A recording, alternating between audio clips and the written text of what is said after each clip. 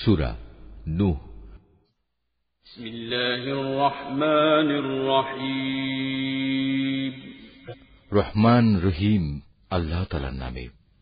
আমি নূহকে তার জাতির কাছে পাঠিয়েছিলাম। তাকে আমি বলেছিলাম, হে নূহ, তোমার জাতির উপর এক ভয়াবহ আযাব আসার আগেই তুমি তাদের সে সম্পর্কে সাবধান করে দাও। আমার আদেশ পেয়ে সে তার জাতিকে বলল, হে আমার সম্প্রদায়ের লোকেরা, আমি তোমাদের জন্য একজন সুস্পষ্ট সতর্ককারী ব্যক্তি মাত্র। আমি তোমাদের বলছি, তোমরা সবাই আল্লাহর আনুগত্য করো, সর্বাবস্থায় তাঁকেই ভয় করো, তোমরা আমার কথা মেনে চলো। এতে করে আল্লাহ তাআলা তোমাদের আগের গুনাহখাতা মাফ করে দেবেন এবং এ দুনিয়ায় তিনি তোমাদের এক সুনির্দিষ্ট সময় পর্যন্ত সুযোগ দেবেন। হ্যাঁ, আল্লাহ সেই নির্দিষ্ট সময়ে যখন এসে যাবে তখন তা কেউই পিছিয়ে দিতে পারবে না। কত ভালো হতো যদি তোমরা বুঝতে পারতে। নিরাশ হয়ে আল্লাহকে সে বলল, হে আমার মালিক, আমি আমার জাতির মানুষগুলোকে দিনে রাতে সব সময়ই ঈমানের দাওয়াত দিয়েছি, কিন্তু আমার এই দিবানিশি দাওয়াতের ফলে সত্য থেকে পালিয়ে বেড়ানো ছাড়া তাদের আর কিছুই বৃদ্ধি হয়নি। যতবার আমি তাদের তোমার পথে ডেকেছি যেন তুমি তাদের অতীত কৃতকর্ম ক্ষমা করে দাও, তারা ততবারই কানে আঙুল ঢুকিয়ে দিয়েছে এবং নিজেদের অজ্ঞতার আবরণ দিয়ে নিজেদের মুখমণ্ডল ঢেকে দিয়েছে। শুধু তাই নয়, তারা ক্ষমাহীন জেদ ও অহমিকা প্রদর্শন করেছে, হেদায়েতকে অবজ্ঞা করার ঔদ্ধত্য প্রদর্শন করেছে। তারপরেও আমি তাদের কাছে প্রকাশ্যভাবে দ্বীনের দাওয়াত পেশ করেছি, তাদের জন্য আমি দ্বীনের প্রকাশ্য ঘোষণা দিয়েছি। আমি চুপে চুপেও তাদের কাছে দ্বীনের কথা পেশ করেছি, পরন্তু বারবার আমি তাদের বলেছি, অহমিকা বাদ দিয়ে তোমরা তোমাদের মালিকের দুয়ারে নিজেদের অপরাধের জন্য ক্ষমা প্রার্থনা করো। নিঃসন্দেহে তিনি আল্লাহ তাআলা, তিনি অত্যন্ত ক্ষমাশীল।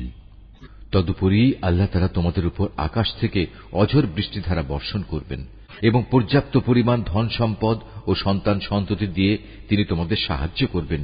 তোমাদের জন্য বাগ বাগিচা ও উদ্যান স্থাপন করবেন। বিরান ভূমি আবাদ করার জন্য তিনি এখানে নদী নালা প্রবাহিত করবেন।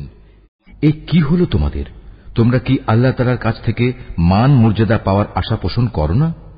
অথচ তিনি ক্ষুদ্র একটি শুক্র কীট থেকে বিভিন্ন পর্যায়ে তোমাদের মানুষ হিসেবে সৃষ্টি করেছেন। তোমরা কি দেখতে পাও না কিভাবে আল্লাহ তাআলা ৭ আসমান বানিয়ে স্তরে স্তরে সাজিয়ে রেখেছেন, কিভাবে এর মাঝে তিনি চাঁদকে আলো গ্রহণকারী ও সূর্যকে আলো দানকারী প্রদীপ বানিয়েছেন। আবার জীবনের শেষে তিনি তোমাদের সেই মাটির কোলেই ফিরিয়ে আনবেন এবং তা থেকেই একদিন তিনি তোমাদের সহসা বের করে এনে নতুন জীবন দান করবেন। আল্লাহ তাআলা তোমাদের জন্য এই জমিনকে বিছানার মতো সমতল করে বানিয়েছেন, যাতে করে তোমরা এর বুকে উন্মুক্ত ও প্রশস্ত পথ ধরে চলাফেরা করতে পারো। নূহ বলল, হে আমার মালিক, আমার জাতির লোকেরা আমার কথা অমান্য করেছে। আমার বদলে তারা এমন কিছু লোকের অনুসরণ করেছে যাদের ধন সম্পদ ও সন্তান সন্ততি কেবল তাদের বিনাশই বৃদ্ধি করেছে। তারা সত্যের বিরুদ্ধে সাংঘাতিক ধরনের এক ষড়যন্ত্র শুরু করেছে।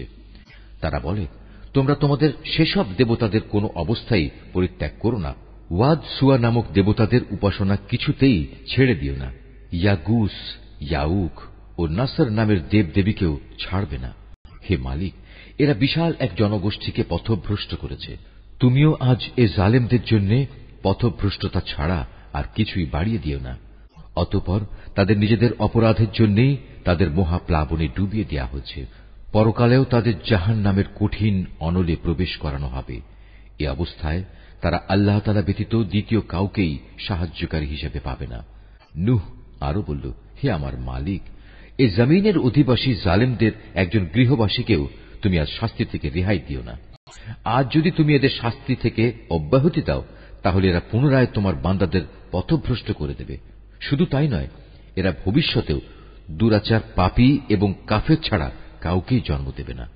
হে আমার প্রতিপালক, তুমি আমাকে, আমার পিতামাতাকে তোমার উপর ঈমান এনে যারা আমার সাথে ঈমানের এই ঘরে আশ্রয় নিয়েছে এমন সব ব্যক্তিদের এবং সব ঈমানদার পুরুষ ও মহিলাদের ক্ষমা করে দাও।